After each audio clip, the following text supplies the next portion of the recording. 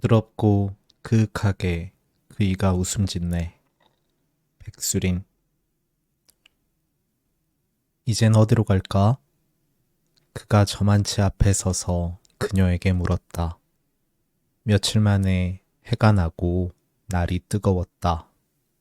이렇게 더울 줄 모르고 긴 소매를 입은 그는 땀을 흘리고 있었다.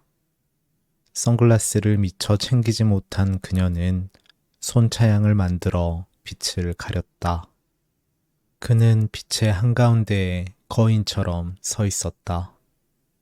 그의 몸피만큼 차지하는 시커먼 어둠. 그는 상점에서 집어온 지도를 펼치며 알지 못하는 언어로 쓰인 지명들을 애써 읽어보려 하고 있었다. 결국 방향을 정해줘야 하는 것은 그녀임을 둘 다 모르지 않는데도 그녀는 짧게 한숨을 쉬며 그에게 말했다.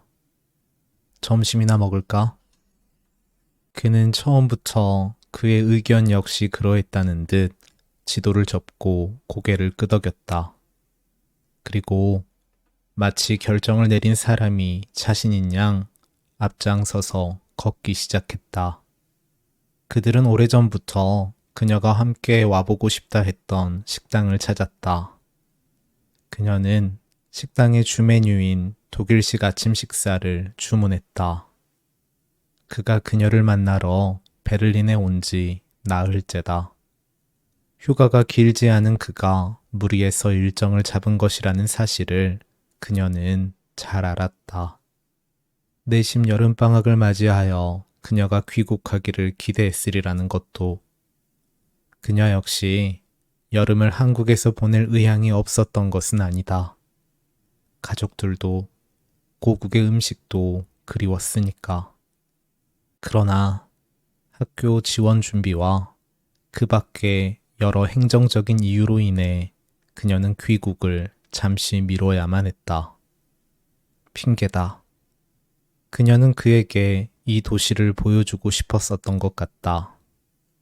사흘 전 테겔 공항에서 그와 가졌던 회호는 1년 만에 거치고 조금 싱거웠다. 그는 주변의 다른 연인들이 그러하듯 그녀를 끌어안거나 입을 맞추지 않고 다만 어깨를 몇 번 부드럽게 두드렸다. 그녀가 살고 있는 아파트까지 가려면 짐을 끌고 버스와 지하철을 몇 번이나 환승해야만 했다. 비가 부슬부슬 내리는 날이었는데 그 탓인지 그들에게는 그 길이 좀 더 먼 듯이 느껴졌다. 그는 난생 처음 해본 장시간의 비행으로 몹시 지쳐 있었다. 그를 위해 준비한 저녁 식사를 먹지도 못한 채 그는 이내 골아떨어졌다. 독일에 처음 도착했을 때 장시간의 비행과 시차로 인해 자신 역시 아무것도 먹지 못했다는 사실을 그녀는 지난 1년 사이 까맣게 잊었다. 그녀는 깊이 잠들어 버린 그를 잠시 바라보다가 차갑게 식어버린 음식들을 치워버렸다. 음식이 나왔다. 독일식 아침 식사는 엄청난 양이었다.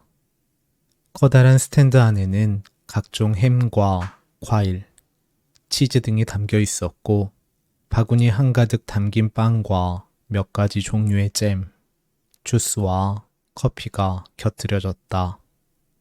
독일에서 지내는 동안 그녀는 여러 명이 함께 카페에 둘러앉아 느긋하게 브런치를 먹는 모습을 종종 목격했다. 부러웠다. 결코 혼자서 다 먹을 수 없는 양의 브런치를 누군가와 함께 나눠 먹고 싶었다. 그녀는 그때마다 자연스럽게 그를 떠올렸다. 그녀가 그를 처음 만난 것은 꽤 오래전의 일이다. 고등학교 3학년 때 그를 만났고 대학교에 입학하고 나서 처음 입을 맞췄으니 그는 그녀의 첫사랑이라고 할 수 있을 것이다. 그는 그녀가 음대 입시 준비하던 시절 과외 선생님으로 그녀의 집에 처음 발을 들였다. 명문대 대학원생이었던 그는 촌스러운 차림새에 더벅머리였다.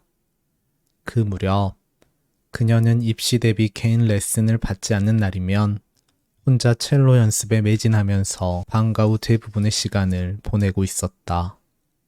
그는 밤 10시고 11시고 간에 그녀에게 여유 시간이 생기면 달려가 전 과목을 가르쳐주는 대기조 과외 선생으로 채용되어 있었다.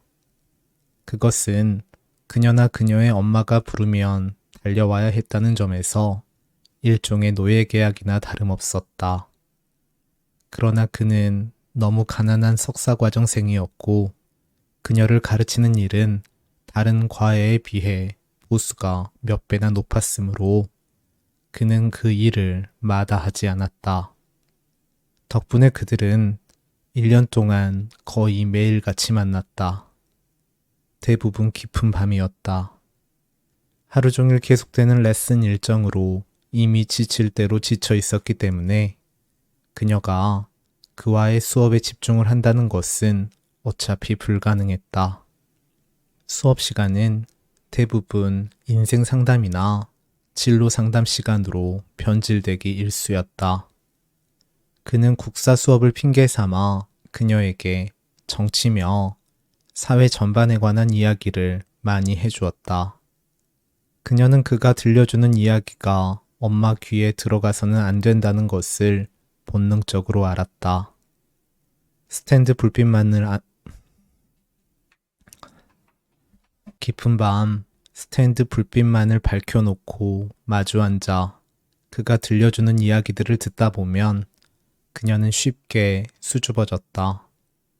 초등학교를 졸업한 이후 남자와 단둘이 그토록 많은 이야기를 한 적은 처음이었다. 그녀는 그가 오기 전이면 엄마 몰래 향수를 뿌리고 립글로스를 발랐다. 그러는 사이 시간은 흘렀다. 그의 과외 덕이었을까? 그녀는 목표하던 대학에 무난한 성적으로 입학했다. 그는 더 이상 그녀의 집을 찾지 않았다. 그 대신 그들은 밖에서 자주 만났다. 그와 그녀 사이에는 10년의 나이차가 있었지만 그것은 그녀에게 큰 문제가 되지 않았다. 신입생 환영회나 미팅 같은 데서 만나는 또래 남자아이들은 그에 비하면 너무 시시했다. 그는 술 마시는 법과 외박하는 법을 비롯해 그 밖의 많은 것들을 그녀에게 알려주었다. 밥 먹고 다음에는 어디에 갈까? 그는 커피를 소리내어 들이키며 물었다. 그가 그녀에게 건넬 수 있는 말은 어디로 가느냐는 물음밖에 남아있지 않은 것 같았다. 난 가이드가 아니야. 라는 말이 목구멍까지 치밀었으나 그녀는 차마 내뱉지 못했다. 그는 고작 엿새 동안 이 도시에 머물 예정이었고 그녀는 그와 싸우느라 시간을 허비하고 싶지 않았다.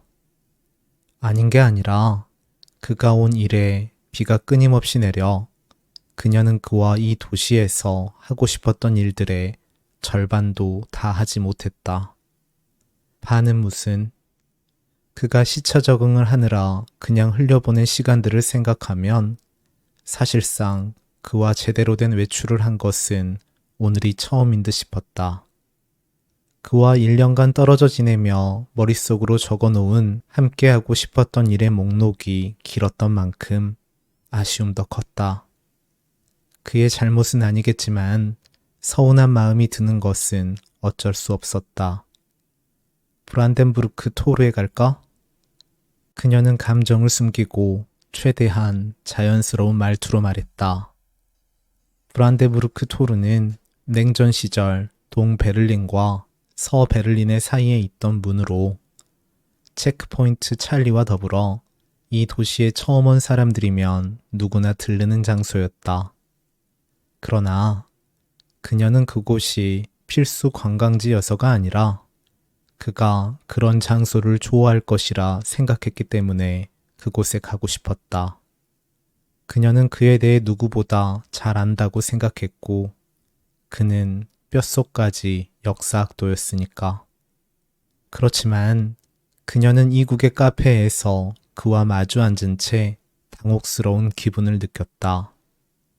그녀 앞에 앉아있는 사람은 틀림없이 그였는데도 자꾸만 그가 낯선 타인처럼 느껴졌기 때문이다. 한때 그녀의 영혼을 송두리째 흔들었던 남자의 흔적을 그에게서 찾기 위해 그녀는 노력했다.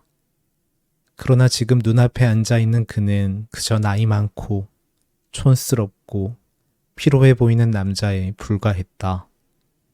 그는 햄을 집어다가 접시에 놓고 썰어 먹었다. 어디선가 자꾸 벌이 날아와 그들의 잼그릇 위에 앉았다. 인기 있는 식당이라더니 테라스는 사람들로 붐볐다. 변덕스러운 베를린 날씨답게 뜨겁던 햇살은 어느새 사라지고 하늘은 잔뜩 흐려졌다. 좀 서늘한 기분이 들어 그녀는 큰 컵에 가득 담긴 라테 마키아토를 마셨다. 커피는 이미 미지근하게 식어 있었다. 그녀는 학교 도서관 카페에서 파는 뜨겁고 진한 마키아토가 그리웠다. 그녀가 커피를 시키면 언제나 카운터 뒤에서 정갈한 커피잔 가득 우유와 커피를 부어주는, 이름이 한스라고 했던가? 독일인답게 큰 키에 딱 벌어진 어깨, 흰 셔츠가 잘 어울리는 카페 주인. 눈앞에 그가 그녀에게 무어라 말을 하고 있었다. 뭐? 그는 비가 온다고 말하고 있었다. 정말 빗줄기가 어느새 쏟아지고 있었다. 웨이터들이 서둘러 테라스 위로 차양을 내렸다. 사람들은 하나둘 우산을 폈다. 그는 허둥지둥 음식을 집어먹었다. 갑자기 왜 이렇게 서둘러? 그녀가 물었다. 비가 오잖아. 일어나자. 그러나 다른 사람들은 모두 우산을 쓴 채로 평온히 식사를 하고 있었다. 이게 독일식이야. 그냥 여기서 먹자. 그는 황당하다는 얼굴이었다. 그들은 우산을 받친 채 말없이 차가운 치즈와 과일을 마저 먹었다. 벌들이 비를 피해 차양 밑으로 자꾸만 모여들었다. 아무리 내쫓으려 해도 한 마리, 두 마리, 15마리. 벌들이 새카맣게 꿀과 잼 위로 들러붙었다. 벌들은 주둥이를 바삐 움직이며 꿀이 담긴 그릇 안으로 빠져들었다. 꽁무니를 하늘로 향하고 주둥이를 그릇에 처박은 채 맹렬히 꿀을 빨아먹는 벌떼를 보자 구역질이 날 것만 같았다. 빗줄기는 점점 굵어지고 바람까지 거세졌다. 브란덴부르크 토르에 가는 것은 무리겠다는 생각이 들었다. 실내 관람이 가능한 곳을 찾아야 했지만 딱히 떠오르는 곳이 없었다. 며칠 전에는 비를 피해 미술관에 갔지만 그의 반응이 영 신통치 않았다. 어떻게 해야 하나? 난감해하며 여행 책자를 뒤적이는데 유대인 박물관이라는 단어가 그녀의 눈에 들어왔다. 그들은 서둘러 계산을 마치고 자리에서 일어섰다. 베를린에 가게 되었어. 그녀가 사람들에게 말할 때마다 사람들은 베를린? 아, 베를린. 뜨뜻미지근한 반응을 보였다. 그녀는 그들의 반응을 보며 베를린이 파리나 뉴욕처럼 이름만으로도 온갖 낭만을 불러일으키는 그런 지명은 아닌가 보구나 생각했다. 출발 직전까지 베를린에 대해 그녀가 아는 바는 적었다. 유학 결정은 다소 충동적이었다. 그녀의 모든 결심들이 그렇긴 했지만 그녀가 첼로를 그만두고 음악사를 공부하겠다고 했을 때 사람들은 그 이유가 무엇이냐고 물었다. 그냥 지겨워졌어. 그녀는 심상하게 말했지만 사실은 그렇지 않았다. 그녀는 더 이상 첼로를 연주할 수 없었다. 그러나 그 사실을 사람들에게 납득시키는 일은 어려웠다. 귀에서 자꾸 소리가 나. 그런 그녀의 말은 이비인후과 의사조차 믿어주지 않았다. 시시때때로 귓가에서 소리가 나서 악기를 연주할 수 없다니. 길게 늘어지는 날카로운 쇳소리예요. 들리지 않아요? 이비인후과 의사는 신경성일지도 모른다는 진단을 내렸다. 연주로 인한 과도한 스트레스로 그러는 것일지도 모릅니다. 정말 신경성일까? 대학에 입학한 이래 연주에 대한 자신을 점점 잃고 있었던 것이 사실이었다. 그녀는 부모의 권유에 따라 아주 어렸을 때 악기를 시작했고 늘 성실히 연습했다. 결과적으로 고등학생 때까지 그녀의 실력은 언제나 수준급이었다. 그러나 대학에 와서 그녀는 진짜 천재들은 따로 있다는 사실을 알게 되었다. 그런 게 별것 아니라고 생각하면서도 절대 음감을 가진 아이들이 부러웠고 별다른 노력도 없이 독창적으로 곡을 해석하는 선배들을 보면 질투가 났다. 그러나 귓가에서 이상한 소리가 들려오기 시작한 것은 그것과 무관한 일이었다. 빗물이 자꾸만 다리에 튀었다. 독일에 온 이래 처음으로 장만한 스커트 밑단이 들이치는 빗방울에 젖어들었다. 비를 피하려는 그의 발걸음은 빨랐고 그녀는 그를 따라가기가 벅찼다. 사실 비와 무관하게 그는 발걸음이 빠른 편이었다. 키도 그리 크지 않은 남자가 마치 쫓기는 사람처럼 어딘가로 바삐 걸어가는 모습을 보다 보면 마음이 아플 때가 많았다. 분초를 아끼며 뛰어다녀도 언제나 시간이 모자란 삶. 그게 바로 그의 삶이었다. 그는 아르바이트를 하며 젊은 날들을 보냈다. 그녀가 기억하는 그의 모습은 책을 읽느라 골몰에 있거나 아르바이트로 인해 피로해하거나 둘 중 하나였다. 등록금은 비쌌고 조교를 해보았자 기껏 등록금의 일부만을 공제받을 뿐이었으므로 그는 수없이 많은 아르바이트를 해야만 생활을 유지할 수 있었다. 박사과정에 진학한 이후로 그는 줄곧 한 논술학원에서 강사직을 맡고 있었다. 그녀는 부모님에게 용돈을 받아 쓰는 학부생이었기 때문에 그에 비해 시간이 많았고 경제적으로 여유가 있었다. 학원 수업은 때때로 정해진 시간보다 길어지기도 했다. 그럴 때면 그녀는 그가 만나러 올 때까지 20분이고 30분이고 커피숍에 앉아 그를 기다렸다. 그는 언제나 피로와 미안함이 뒤섞인 얼굴을 한 채 카페 문을 열고 들어왔다. 기다린 시간과 달리 함께 있는 시간은 무척 빨리 갔다. 주로 떠드는 것은 그녀였고 그는 웃거나 그녀의 말에 추임새를 넣을 뿐이었다. 그렇지만 그녀는 그와 함께 있는 것이 마냥 좋았다. 가끔 그는 그녀를 뚫어지게 쳐다보았다. 신나서 이야기를 펼쳐놓다가 그런 그와 눈이 마주칠 때면 그녀는 왠지 마음이 무거워져 얼른 눈길을 피했다. 그의 눈빛이 무엇을 의미하는지 알아차리기에 그때 그녀는 너무 어렸다. 그러나 그녀는 이제 그의 눈빛에 무엇이 섞여 있었는지 알았다. 그것은 말하자면 질투심이었을 것이다. 그가 한 번도 제대로 누려본 적이 없는 젊음을 향한 질투. 그녀는 그 눈빛을 떠올릴 때마다 알 수 없는 죄책감을 느꼈다. 그가 그녀를 비난한 적은 한 번도 없었는데도 불구하고 그들은 지하철역에 다다랐다. 우산이 없는 사람들이 쏟아지는 빗줄기를 망연히 바라보고만 있었다. 우산을 허공에 몇 차례 털고 그들은 계단을 따라 내려갔다. 열차가 들어오는 소리가 저 멀리서 들려왔다. 어느 쪽을 타야 해? 그가 뛰듯 계단을 내려가며 소리쳤다. 가까스로 열차에 올라탄 그들의 등 뒤에서 지하철 문이 닫혔다. 지하철에 올라타 그들이 숨을 고르는 사이 열차는 금세 할레슈스역에 도착했다. 여행 책자에는 할레슈스역에서부터 약 10분 정도 걸으면 박물관이 나올 것이라고 쓰여 있었다. 그녀는 지도를 펼치고 그들이 가야 할 길을 머릿속으로 그려보았다. 그녀를 따라 지도를 들여다보는 듯 했던 그는 이내 귀찮은지 주변을 두리번거리기 시작했다.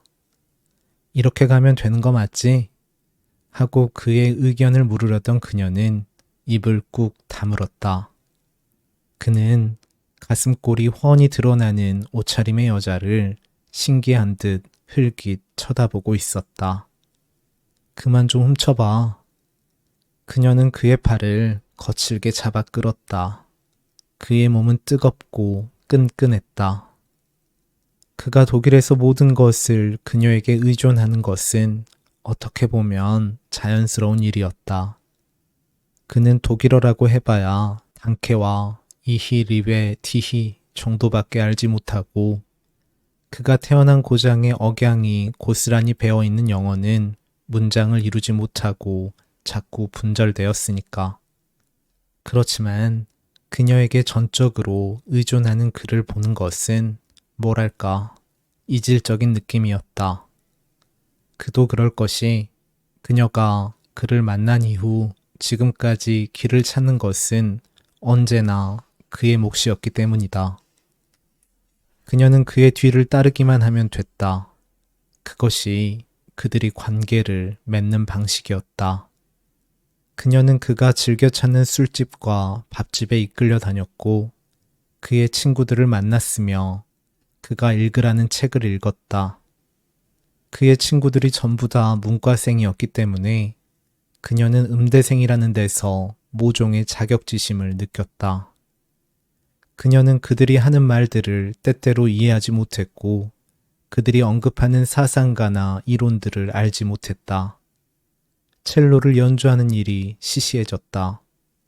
어차피 부모가 시켜서 시작한 것에 불과하다는 생각이 들면 스스로가 한없이 초라했다. 운이 좋아야 겨우 시립음악단에 들어갈 수 있을 것이었다. 매일매일 비슷한 레퍼토리를 연주하며 조금씩 늙어갈 것이었다. 물론 그들에게도 고민이나 괴로움은 있었겠지만 그녀는 그들의 삶이 부러웠다. 그들에게는 신념이 있었고 세상을 바꿀 수 있다는 확신이 있었다. 간혹 술에 취한 그를 바래다 줄 때 보았던 자취방은 몹시 비좁았고 책장이 모자라 아무렇게나 쌓여있던 책들 탓에 미로 같았다. 그렇지만 그는 그 미로 속에서 길을 잃을까봐 단 한 번도 두려워하지 않는 사람이었다. 서로의 몸을 더듬으면서도 위태롭게 쌓인 책들이 등 뒤로 무너져 내릴까 두려워하는 사람은 그녀였다. 적어도 그녀의 눈에 그는 매사에 망설임이 없었고 유약하지 않은 사람이었다. 전심을 다해 이상을 추구하는 그의 모습은 언제나 형형이 빛나 보였다. 그는 무리의 리더였고 많은 후배들이 그를 따랐다. 그의 후배들은 형이 아르바이트만 안 했어도 벌써 교수가 되었을 텐데 늘 입버릇처럼 말했다. 그녀는 그와 어울리는 사람이 되고 싶었다. 악기를 더 이상 연주할 수 없게 되었을 때 그녀가 음악사 쪽으로 방향을 선회한 것은 어쩌면 전적으로 그의 영향이었는지도 몰랐다. 어디로 가야 하는 것이지? 그녀는 속으로 중얼거렸다. 10분이면 충분할 것 같았는데 비바람 탓이었을까? 가는 길이 너무 멀게만 느껴졌다. 방향을 잘못 잡은 것은 아닐까 초조해지기 시작했다.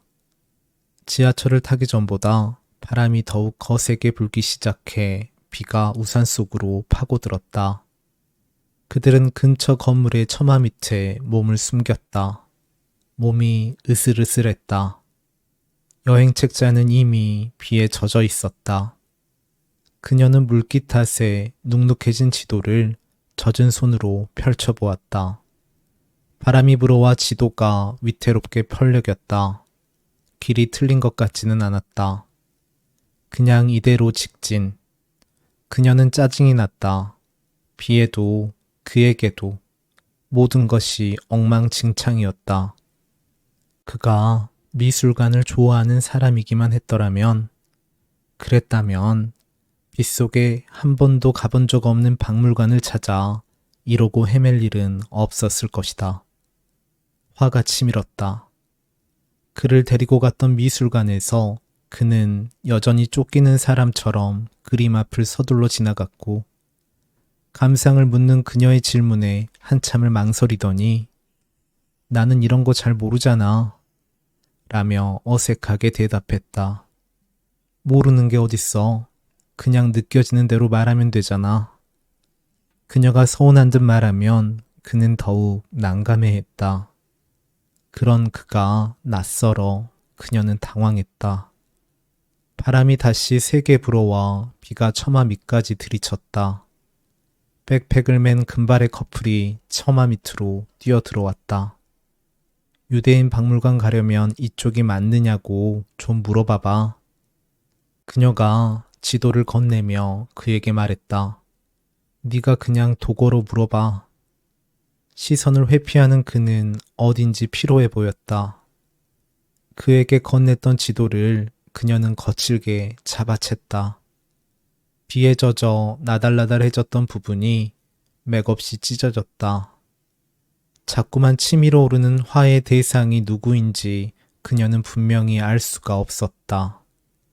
지도를 접어서 그의 배낭 속에 집어넣었다. 우산을 펼치고 다시 빗속으로 뛰어들었다. 그가 그녀의 뒤를 따랐다. 돌풍이 불어와 우산이 뒤집혔다. 유대계 해체주의 건축가 데니얼 리버스킨드에 의해 건축되었다는 박물관은 어마어마한 규모였다. 유대인의 찢어진 마음을 형상화했다더니 정말 구조가 특이하네. 젖은 옷에 빗방울을 털어내며 그가 말했다. 건물은 지그재그 형태로 이루어져 있었다. 그녀는 젖은 다리를 휴지로 닦아내고 금속성에 차가워 보이는 건물 안으로 들어섰다. 박물관은 크게 유배의 축, 홀로코스트의 축, 그리고 지속의 축이라고 이름 붙은 세 개의 길로 구성되어 있었다. 그들은 방향 표시를 따라 지하의 전시실로 내려갔다. 사실 그녀는 전시고 뭐고 어디 들어가 앉아 조금 쉬고 싶었다. 그러나 그가 이곳에 체류할 날이 얼마 남지 않았다는 생각이 그녀를 독려했다. 그들은 사람들을 뒤쫓아 복도를 걸었다. 박물관은 수많은 외국인들로 북적였다. 전시실의 초입부터 복도 벽면을 따라 유리 진열장들이 길게 늘어서 있었다. 진열장 안에는 나치에게 체포된 유대인들의 소지품 같은 것들이 전시되어 있었다.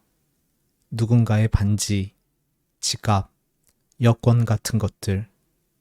정말 살아있었던 사람들의 물건이라는 실감이 나서였을까? 날카롭게 곤두섰던 그녀의 신경이 복도를 따라 걷는 사이 점차 가라앉았다. 단지 유대인이라는 이유만으로 삶이 송두리째 변했을 어떤 사람들의 절망감과 두려움이 서서히 그녀 안에서 출렁이기 시작했다. 평범한 사람들이 타인의 고통에 그토록 무감해지도록 그 사회를 도취시켰던 감정의 실체는 무엇이었을까? 그는 역사적 배경을 설명해주는 영상물 앞에서 집중하고 있었다. 쓸 수 있는 글자 수가 제한되어 있어 편지를 길게 쓰지 못한다. 그렇지만 너희가 보내주는 편지가 나에게는 얼마나 큰 기쁨인지 몰라. 그녀는 늘어서 있는 전시물들 아래 짧게 달려있는 설명을 눈으로 따라 읽었다. 엠마 마리안이라는 한 유대계 여성이 쓴 편지에 푸른 잉크 자국과 붉은 도장이 세월의 발에 흐릿했다. 그녀의 귀에서 소리가 다시 들려오기 시작한 것은 흑백 사진 속 유대인 여성과 눈이 마주쳤을 때였다. 부드럽고 그윽하게 미소 짓는 새까만 눈동자. 너무도 평온하고 행복해 보이는 그 얼굴은 고통 따위는 예감하지 못한 듯 보였다. 그녀는 귀를 틀어막았다. 높고 날카로운 쇳소리. 그녀가 소리의 정체를 알게 된 것은 베를린에 정착하고 얼마 지나서였다. 그것은 현악기의 소리였다. 처음에는 단 한 음만 들려오던 것이 시간이 흐를수록 점차 여러 음들을 만나 멜로디를 이루기 시작했다. 느리고 처연한 멜로디. 그 멜로디가 어떤 곡의 일부인지 알게 된 것은 또 한참의 시간이 흐른 후였다. 여기서는 안 돼. 그녀는 속으로 되뇌었다. 그녀의 귀에 낮이고 밤이고 간에 시도 때도 없이 울려오는 그 곡은 바그너의 트리스탄과 이졸데 전주곡이었다. 알리스 웨게오르그, 샬로텐부르크에서 고발, 에밀리아 레지나, 아우슈비츠에서 사망. 유배의 축 끝에 다다르자 그들은 정원을 만났다. 정원에는 압도적으로 키가 큰 잿빛 사각 기둥들이 바둑판 배열로 늘어서 있었다. 유배의 정원이었다. 숲속을 거닐듯 비석처럼 보이는 기둥 사이를 걸었다. 총 49개. 49제를 알 리도 없는 유대계 건축가가 어떻게 49개의 기둥들을 세울 생각을 했을까? 귓가의 음악 소리는 다시 조금 잠잠해졌다. 그는 말이 없었다. 비는 어느새 그쳐 있었다. 그렇게 퍼부어대더니 하늘은 아직 어두웠다. 다리가 피로 탓에 무거웠다. 49개의 기둥들 바깥으로는 정원이라는 이름과 걸맞게 나무들이 빼곡했다. 비가 온 탓인지 공기 중에는 나뭇잎 향이 짙게 배어 있었다. 생명의 냄새.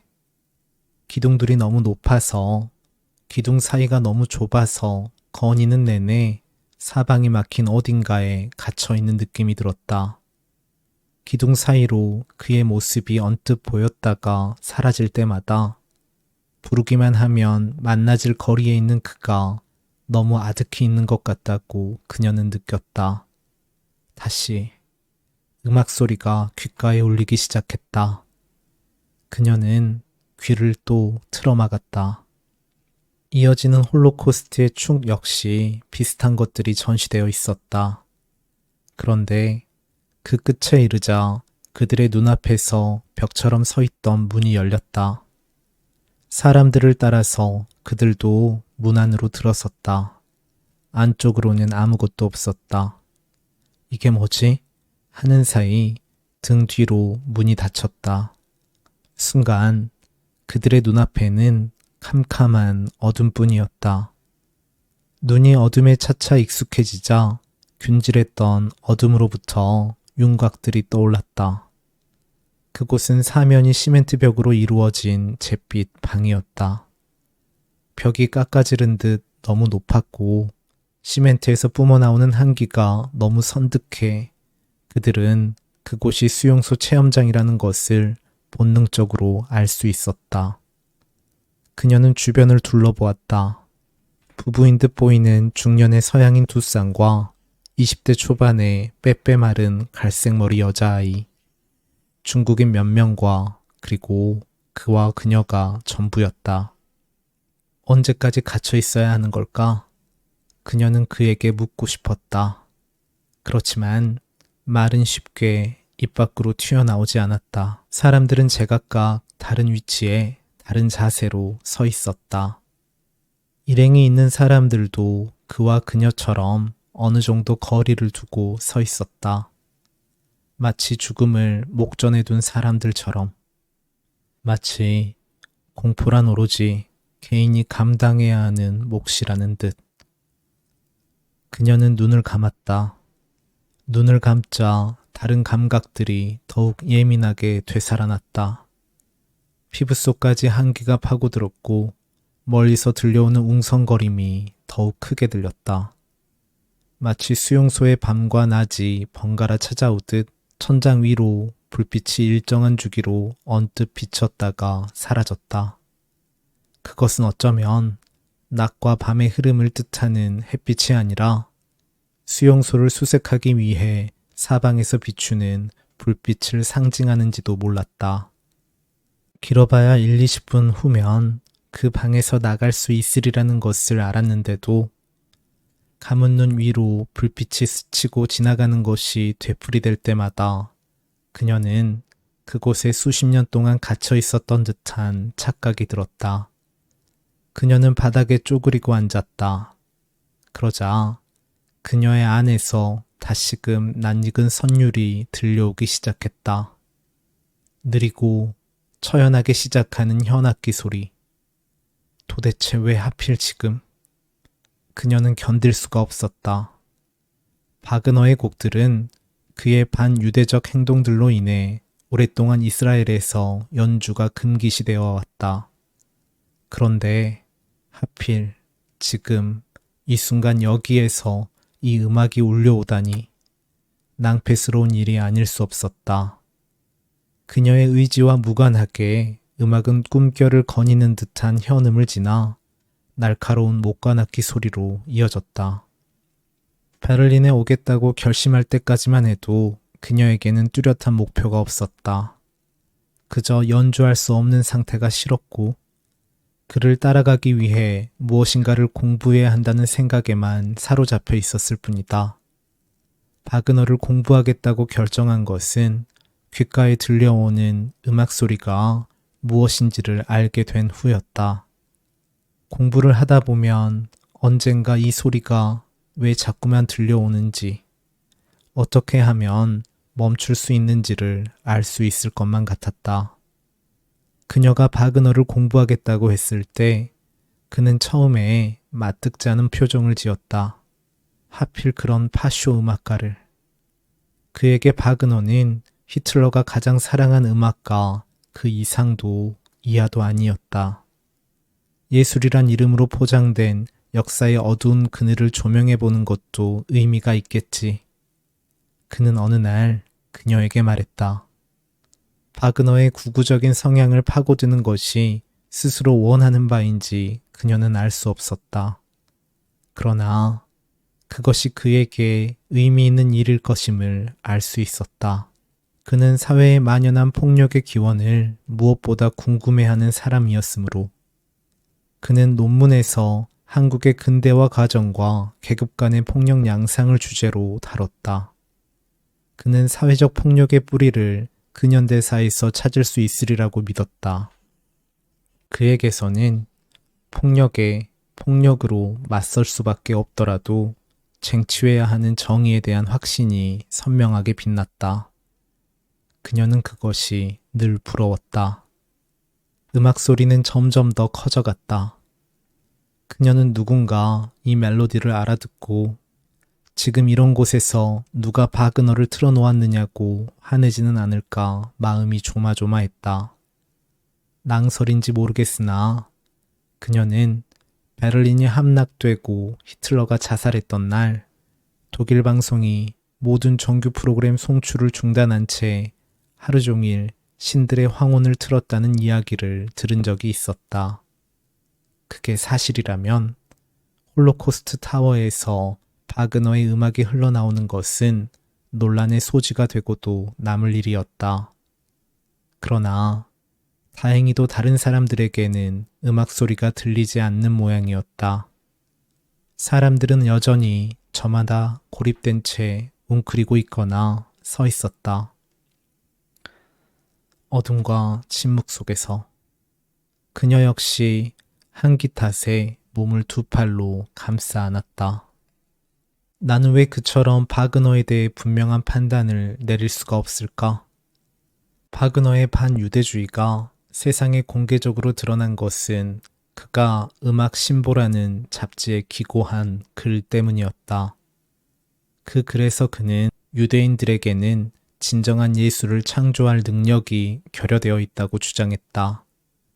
바그너가 주로 공격하는 유대인은 마이어베어와 맨델스존이었는데 그 점이 그녀에게는 흥미롭게 다가왔다.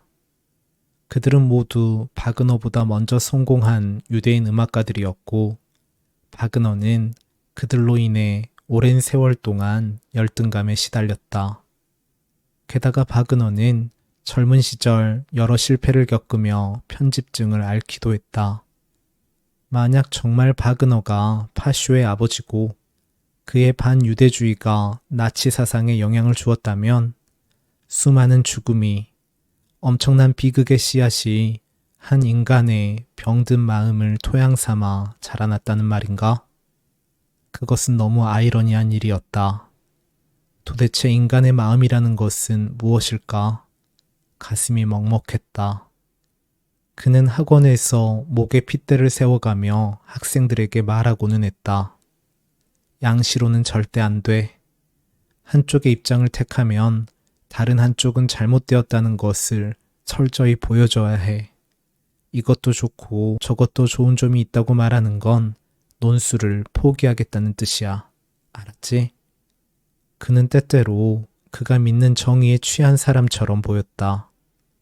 그의 눈 속에서 빛나던 차가운 불꽃. 그렇지만 옳고 그름이란 도대체 무엇일까? 비극적인 사랑을 노래한 곡은 나치에 의해 희생당한 망자들의 넋을 위로하듯 어둡고 차가운 타워에 앉아있는 한 사람 한 사람을 감돌며 사라졌다. 어떻게 파시스트의 곡이 이토록 슬프고 아름다울 수 있을까? 그녀는 낭패스러운 기분을 느꼈다. 예술이 무엇인지 말해보세요. 면접 시험장에서 그녀가 미처 답하지 못한 독일 교수의 질문이 떠올랐다. 문이 열렸다. 빛이 쏟아지듯 들어왔다. 타워에 들어오기 위해 줄 서 있는 타워 바깥의 사람들이 그들을 호기심 어린 눈빛으로 쳐다보고 있었다. 그들은 구경거리가 된 수용자의 기분으로 그러나 동시에 연극이 끝났음에 감사해하며 서둘러 빛의 세계로 빠져나갔다. 커피까지 마시고 박물관 앞으로 나오니 도시는 어느새 다 말라 있었다. 그녀는 잠시 날이 갠 틈을 타 베를린을 그에게 더 보여주고 싶은 마음에 슈타트 밑으로 다시 발길을 옮겼다. 그가 생각해둔 마지막 코스는 젠다르멘 마르크트였다.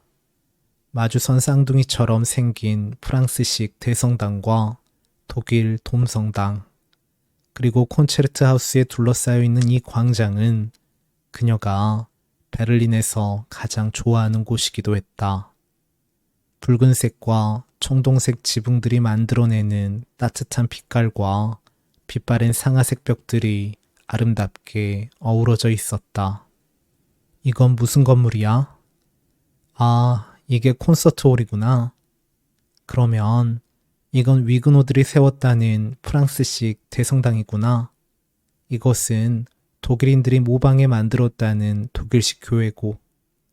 그는 여행 책자 속 사진들과 건물들을 대조해보며 말했다. 그녀는 그에게 자신이 사랑하는 콘체르트 하우스를 보여주고 싶었다. 입장권이 없어서 그들은 공연장 안으로는 들어가지 못하고 그저 로비에 멀찌감치 서서 내부를 훔쳐볼 수밖에 없었다. 공연을 기다리는 사람들이 정장 차림으로 길게 줄을 서 있었고 공연장 안은 조명들로 아름답게 빛났다. 아름답지? 그녀는 그를 향해 묻고 싶었다. 그들의 눈이 마주치는 순간 그가 말했다. 나 화장실 좀 다녀올게. 어디론가 바삐 사라지는 그를 두고 그녀는 밖으로 나왔다. 그녀는 콘체르트 하우스 계단 위에 털썩 주저앉았다. 오랫동안 서 있기만 해서 허리가 몹시 아팠다. 그녀는 이곳에 방문할 그를 위해 베를린에 관한 책을 많이 읽어두었다. 그가 물어보면 무엇이든 척척 대답해주기 위해서였다. 그러나 그는 아무것도 묻지 않았다. 화장실을 찾기는 찾았을까? 석양이 프랑스식 대성당의 지붕을 더욱 붉게 물들였다. 광장에서 관광객들이 콘체르트 하우스나 교회를 배경으로 사진을 찍고 있었다. 그녀는 계단에 앉아 사람들이 모였다가 흩어지는 모습을 구경했다. 한 무리의 사람들이 고개를 부리듯 자전거를 타며 어딘가로 사라졌다. 그 모습을 보며 그녀는 박물관을 빠져나오기 직전의 기억을 떠올렸다. 그녀가 기념품 가게를 구경하고 나왔을 때였다. 물품 보관소에서 짐을 찾은 그는 로비에 서서 그녀를 기다리고 있었다. 빛을 등져 어렴풋이 보이는 실루엣 탓에 그녀는 그의 나이가 자신보다 10살이나 많다는 것을 새삼 깨달았다. 그의 시선이 닿는 곳에는 똑같은 안전모를 쓴 채 자전거를 타는 금발의 모녀가 있었다. 그는 그 둘이 사라지는 모습을 꽤 오랫동안 바라보고 있었다. 오래전부터 그녀는 그가 결혼을 원한다는 사실을 알았다. 그의 친구들 중에는 이미 돌진한 아이를 둔 이들도 많았다. 만약 그가 경제력을 갖추었다면 그는 진작 그녀에게 청혼했을 것이다. 그에게는 사랑을 지켜내는 일도 신념을 추구하는 일과 별반 다르지 않았으므로 사랑하기로 마음을 먹었기 때문에 단 한 번도 그 감정의 의문을 제기하지 않는 사람, 상대와의 약속에 충실한 것이 옳은 일이라 믿기 때문에 결혼을 맹세하고도 남을 사람이 바로 그였다. 그런 자신을 알았던 까닭일까? 연애 초 그는 관계가 깊어지기 전에 자꾸만 달아나려 했었다. 레퍼토리는 언제나 같았다. 그의 나이가 그녀보다 너무 많고 그가 경제력을 갖추려면 아주 오랜 시간이 걸릴 텐데 그녀가 아직 어려서 그렇지 언젠가 철이 들고 결혼을 생각하게 되면 그와 헤어지려 할 것이다 라는 것이었다. 그러면 그때 나는 어떻게 되겠니? 그러나 그녀는 그런 것은 알고 싶지도 않았고 그를 영원히 사랑할 수 있을 것 같았고 이별은 상상조차 할 수 없었다. 그랬는데 도대체 어떻게 되어버린 것일까? 어디선가 바이올린 소리가 들려왔다. 피부색이 짙은 한 여자가 실러 동상 앞에서 까맣게 때에 찌든 바이올린을 연주하고 있었다. 오버 더 레인보우. 악기는 조율이 덜 된 탓인지 음정이 불안정했다. 그녀는 가만히 눈을 감았다. 귓가에 지속적으로 울리던 바그너의 음률이 사그라졌다. 그녀는 반음씩 정음에서 어긋나는 오버 더 레인보우에 귀를 기울이며 여행 책자를 뒤적였다. 책자에는 제2차 세계대전 때 연합군이 2번에 걸쳐 콘체르트 하우스를 공습했다고 적혀 있었다. 그녀는 바그너의 방랑하는 네덜란드인이 공연되기도 했던 이 아름다운 건물이 한때 벽돌더미만 남긴 채 역사 속으로 사라졌었다는 사실을 믿을 수 없었다. 콘체르트 하우스가 지금의 모습으로 복원된 것은 2차 공습 이후 약 30년이 흐른 뒤였다. 콘체르트 하우스가 부서져버린 계기가 음악과는 무관했듯 복원하게 된 계기 역시 음악과 무관했다는 점이 그녀의 눈길을 끌었다. 책자에 따르면 동독 정부가 베를린 콘체르트 하우스를 재건하기로 한 명목상의 이유는 베를린시 탄생 750주년을 기념하기 위해서였다. 하지만 책의 저자는 어쩌면 사실 동베를린 정부가 서베를린이 지은 세계적인 콘서트홀 베를린 필하모니에 자극을 받았던 것일 수도 있다는 문장을 덧붙이고 있었다. 극적인 효과를 내야 하는 부분이라 생각했는지 악사는 변주되는 부분을 아주 천천히 느려 연주하기 시작했다. 조율이 잘못된 현악기 특유의 쇳소리가 심하게 섞였다. 그녀는 깡마른 체구에 까무잡잡한 피부를 가진 여자 악사를 쳐다보았다. 광폭한 시간의 물결 속에서 스스로 살아남은 누군가의 아이. 여자는 아무도 돈을 주지 않는데도 상관없다는 듯 음악에 심취한 얼굴로 연주를 하고 있었다. 연주는 기술적으로 봤을 때 형편없는 아마추어 수준에 불과했다. 그런데 이상하게도 음악이 고조될수록 그녀는 집시 여자의 연주에 빠져들었다. 불현듯 언젠가는 음악을 순수한 마음으로 사랑할 날이 올 것 같다는 생각이 들었다. 그녀는 바지를 털며 자리에서 일어났다. 젠다르메 마르크트를 덮고 있는 둥근 하늘은 음악 소리로 가득 차올랐다. 동독과 서독의 자유왕래가 허용된 것은 1989년 11월 9일. 그리고 그의 크리스마스에 베를린 콘체르트 하우스에서는 독일의 합창단과 제2차 세계대전 참전국 연합 오케스트라가 참여하는 축하 공연이 열렸다. 그 공연의 지휘를 맡은 이는 번스타인이었다. 번스타인은 베토벤 교향곡 제9번 합창, 사악장의 합창 부분 중 환이라는 단어를 자유로 바꿔 부르도록 지시했다. 번스타인이 죽기 불과 몇 개월 전의 일이었다. 그녀는 거리의 악사 바로 앞에서 발걸음을 멈추었다. 지갑에서 가지고 있던 동전을 모두 꺼내어 바이올린 케이스 안으로 던져 넣었다. 악사와 그녀의 눈이 한순간 마주쳤다. 미소를 짓는 것일까? 그녀는 여자의 얼굴을 어디선가 본 적 있는 것만 같은 기분이 들었다. 여자는 오버 더 레인보우의 마지막 부분을 연주하고 있었다. 멀리서 그가 콘체르트 하우스의 계단을 밟고 그녀를 향해 걸어 내려왔다. 광장을 벗어나 조금 걷다 보니 개천이 나왔다. 고스적 풍으로 입은 한 무리의 젊은이들이 개천가에서 왁자지껄 떠들고 있었다. 창백한 얼굴에 새까만 옷을 입고 여기저기에 피어싱을 한 10대 아이들을 그는 신기한 듯 쳐다보았다. 그녀와 그는 무리에게서 멀찌감치 떨어져 앉았다. 그를 흘기 보았다. 걷어올린 소매 아래 그의 팔뚝살은 만져보지 않아도 연하고 물컹거릴 것이었다. 또다시 바그너의 음악 소리가 귓가에 들려왔다. 당신도 들려? 그렇지만 그는 그저 물병을 가방에서 꺼내들고 물을 벌컥벌컥 마실 뿐이었다. 땀냄새가 훅 끼쳤다. 그녀는 고개를 돌려 눈앞의 하늘을 바라보았다. 저 멀리 교회의 첨탑이 보였다. 노을이 지는 하늘 위 한 무리의 작고 검은 새떼들이 오른쪽에서 왼쪽으로 바삐 날아가고 있었다. 저것은 무슨 새일까? 현악기의 소리는 점점 더 클라이맥스를 향해 고조되었다. 그와 처음 입을 맞추었던 날을 그녀는 기억해내려 애썼다.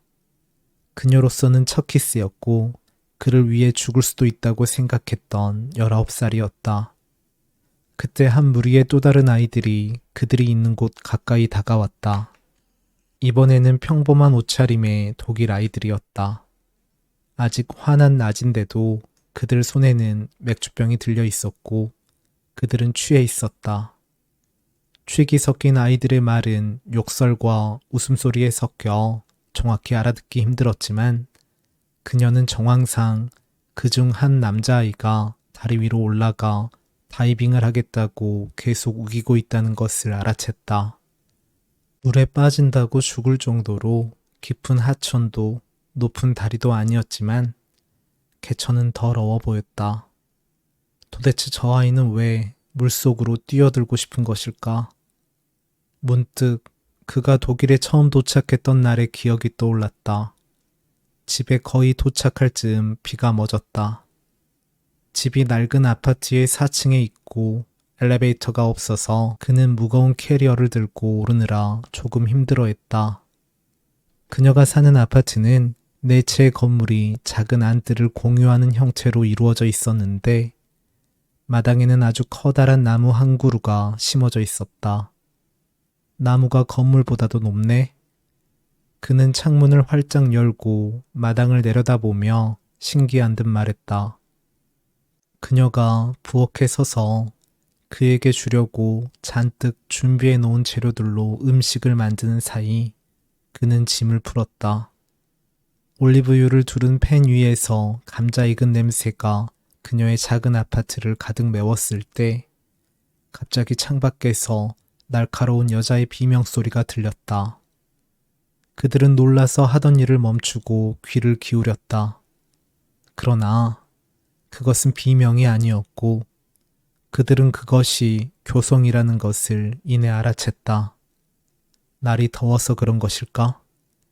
누군가 창문을 열어놓고 하기를 즐기는 건지 여름으로 접어든 이래 벌써 몇 번째 영화에서나 들었을 법한 교성이 마당을 타고 들어왔었다.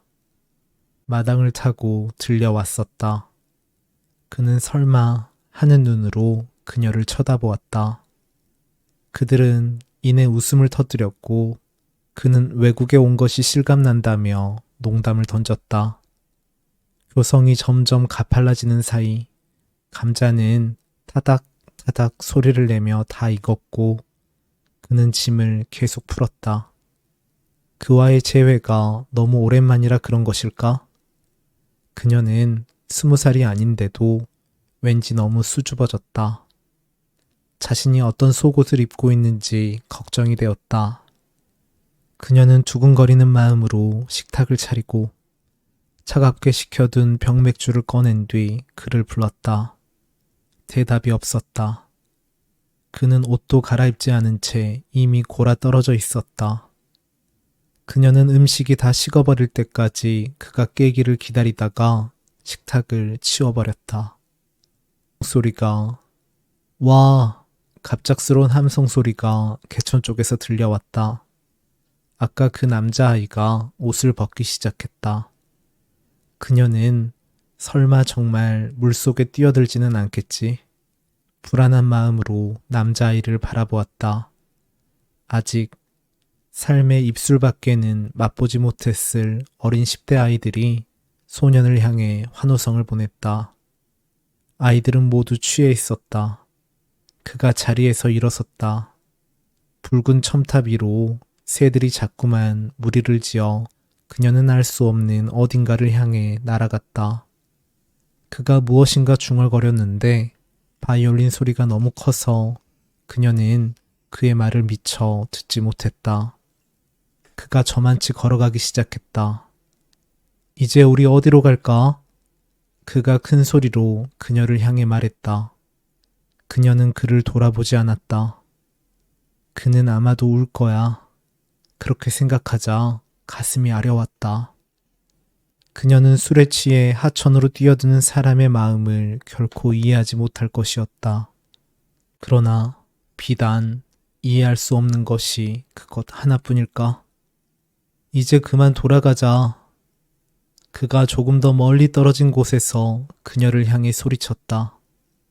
그때 풍덩 무엇인가 육중한 것이 물에 빠지는 소리가 났다. 환호성과 광기 어린 웃음소리가 폭죽처럼 터졌다. 그녀는 자리에서 일어나지 않았다. 그는 저만치 떨어진 곳에 서서 그녀를 기다리고 있었다. 그녀는 자신이 그 자리에서 오랫동안 움직이지 못하리라는 것을 알 수 있었다.